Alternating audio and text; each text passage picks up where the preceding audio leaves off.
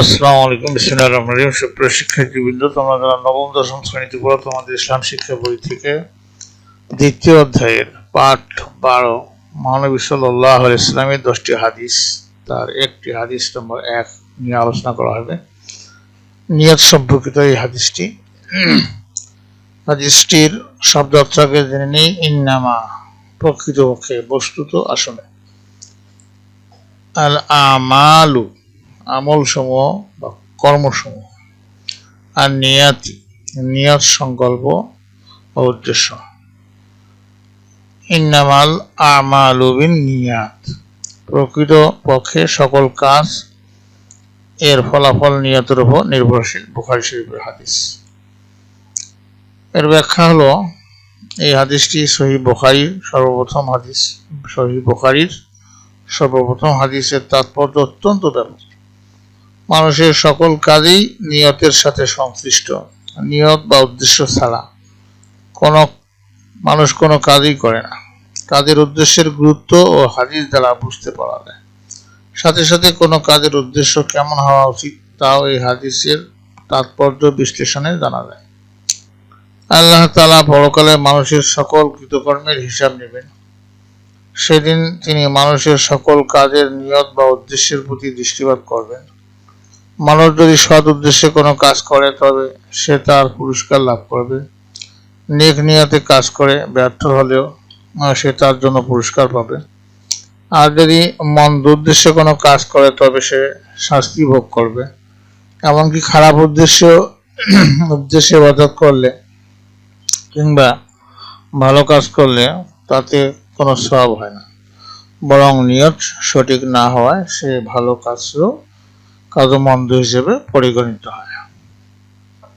উপরে বর্ণিত হাদিসটির শেষাংশ জানলে আমরা নিয়তের বিশুদ্ধতার বিষয়টি আরো সুস্পষ্ট রূপে বুঝতে পারবো। এই হাদিসের শেষাংশে রাসূল সাল্লাল্লাহু আলাইহি ওয়াসাল্লাম বলেছেন, কোনো ব্যক্তি যদি আল্লাহ তার রাসূলের নিয়তে তাদের সন্তুষ্টি লাভের জন্য হিজরত করে তবে সে আল্লাহ ও তার রাসূলের সন্তুষ্টি লাভ করবে। আর যদি সে পার্থিব লাভ বা কোনো লোককে বিয়ে করার জন্য হিজরত করে তবে সে শুধু তাই লাভ করবে যে জন্য সে হিজরত করেছে। রাসূলুল্লাহ সাল্লাল্লাহু আলাইহি ওয়াসাল্লাম বিশেষ এক প্রেক্ষাপটে এই হাদিসটি বর্ণনা করেন। তা হলো, উম্মে কাস নামক একজন মহিলা ইসলাম গ্রহণ করে মদিনায় হিজরত করেন। ধনিক ব্যক্তি তাকে বিয়ে করার জন্য মদিনায় হিজরত করে চলে আসেন। ওই ব্যক্তির উদ্দেশ্য ছিল জানতে পেরে নবী করিম সাল্লাল্লাহু আলাইহি ওয়াসাল্লাম এই হাদিসটি বর্ণনা করেন, যার মূল বক্তব্য হলো যে আল্লাহ তাআলার সন্তুষ্টি হিজরত করা অত্যন্ত পুণ্যময় কাজ। আল্লাহর সন্তুষ্টির নিয়ত না থাকায় লোকটি হিজরতের সওয়াব থেকে বঞ্চিত হবে। শিক্ষা, কাজের উদ্দেশ্য বা লক্ষ্যকে নিয়ত বলা হয়। নিয়তের উপরেই কাজের সফলতা নির্ভর করে। অর্থাৎ নিয়ত যদি ভালো হয় তবে ব্যক্তি উত্তম প্রতিদান লাভ করবে, আর নিয়ত যদি খারাপ হয় তবে ভালো কাজ করলেও ব্যক্তি সওয়াব লাভ করবে না। হলো, আল্লাহ তাআলা মানুষের বাহ্যিক আমলের সাথে সাথে অন্তরের অবস্থাও লক্ষ্য করেন।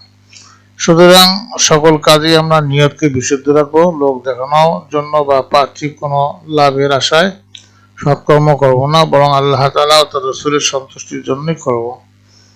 শিক্ষার্থীবৃন্দ, তোমাদের কাজ শিক্ষার্থীরা নিয়ত সম্পর্কে হাদিসটি আরবিতে মুখস্থ বলবে। নিয়ত সম্পর্কিত হাদিসটি আরবিতে অর্থ সহ লিখে একটি প্রসাদ তৈরি করবে।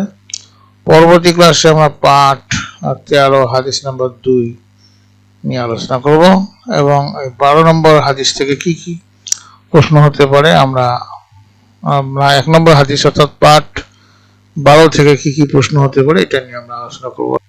নবম দশম শ্রেণী ইসলাম শিক্ষা দ্বিতীয় অধ্যায় পাঠ 12 হাদিস নম্বর 1 নিয়ত সম্পর্কিত হাদিস থেকে সম্ভাব্য কিছু প্রশ্ন উত্তর নিশ্চিত দেওয়া হলো যে জ্ঞানমূলক প্রশ্ন উত্তর। এক হলো হাদিস 1 এর মূল বিষয়বস্তু কি? উত্তর হলো, হাদিসটির মূল বিষয়বস্তু হলো নিয়ত বা সংকল্প। ইন্নামাল আমালু বিন নিয়াত হাদিসটি কোন গ্রন্থ থেকে সংকলিত? উত্তর হলো, এটি সহিহ বুখারী শরীফ থেকে সংকলিত এবং এটি এই গ্রন্থের সর্বপ্রথম হাদিস। নিয়াত শব্দের অর্থ কি? নিয়াত শব্দের অর্থ হলো সংকল্প বা উদ্দেশ্য। ইন্নামা শব্দের অর্থ কি? প্রকৃতপক্ষে, বস্তুত বা আসলে। অনুধাবনমূলক ও প্রশ্ন উত্তর। প্রকৃতপক্ষে সকল কাজ নিয়তের উপর নির্ভরশীল বলতে কি বোঝানো হয়েছে? উত্তর হলো যে মানুষের প্রতিটি কাজের পিছনে একটি সুনির্দিষ্ট উদ্দেশ্য থাকে এবং আল্লাহ তাআলা মানুষের কাজের বাহ্যিক অবস্থার চেয়ে অন্তরের উদ্দেশ্য বা নিয়তকে বেশি গুরুত্ব দেন। সৎ উদ্দেশ্যে কোনো কাজ করলে তার সওয়াব পাওয়া যায়, আর অসৎ উদ্দেশ্যে ভালো কাজ করলেও তাতে সওয়াব হয় না। দুই হলো নিয়ত ঠিক না থাকলে ভালো কাজের ফলাফল কি হয়? উত্তর হলো নিয়ত সঠিক না হলে অনেক ভালো কাজও মন্দ হিসেবে পরিগণিত হতে পারে। যেমন কেউ যদি লোক দেখানোর জন্য বা পার্থিব কোনো লাভের আশায় সৎকর্ম করে, তবে সে আল্লাহর কাছে কোনো সওয়াব পাবে না। তিন হলো উম্মে কাস এর হিজরতের ঘটনাটি বর্ণনা করো। উত্তর হলো উম্মে কাস নামক এক মহিলা ইসলাম গ্রহণ করে মদিনায় হিজরত করেছিলেন। জনৈক ব্যক্তি তাকে বিয়ে করার জন্য মক্কা ত্যাগ করে মদিনায় আসেন। তার এই হিজরত আল্লাহর সন্তুষ্টির জন্য ছিল না বলে তিনি হিজরতের প্রকৃত সওয়াব থেকে বঞ্চিত হন। এই প্রেক্ষাপটে মহানবী সাল্লাল্লাহু আলাইহি ওয়াসাল্লাম নিয়ত সম্পর্কিত হাদিসটি বর্ণনা করেন। হাদিসটির শিক্ষা সংক্রান্ত প্রশ্ন। নিয়ত সম্পর্কিত হাদিসটি থেকে আমরা কি কি শিখতে পাই? উত্তর হলো এই হাদিস থেকে প্রাপ্ত প্রধান শিক্ষাগুলো হলো কাজের উদ্দেশ্য বা শিক্ষাকে লক্ষ্যকেই নিয়ত বলা হয়। কাজের সফলতা সম্পূর্ণভাবে নিয়তের উপর নির্ভর করে। আল্লাহ তাআলা মানুষের অন্তরের অবস্থা সদিচ্ছা লক্ষ্য করেন। সকল কাজের নিয়তকে বিশুদ্ধ রাখা এবং লোক দেখানো কাজ পরিহার করা যায়। দুই ছিল যে বাস্তব জীবনে আমরা এই হাদিসের শিক্ষা কিভাবে প্রয়োগ করতে পারি? উত্তর হলো বাস্তব জীবনে আমরা যে কোনো ভালো কাজ, যেমন পড়াশোনা করা, দান করা বা সাহায্য করার জন্য বা সাহায্য করার সময় শুরুতেই মনে মনে নিয়ত করে নেব যে এই কাজটি আমি আল্লাহর সন্তুষ্টির জন্য করছি। এতে পার্থিব সুফলের পাশাপাশি পরকালীন সওয়াবও অর্জিত হবে।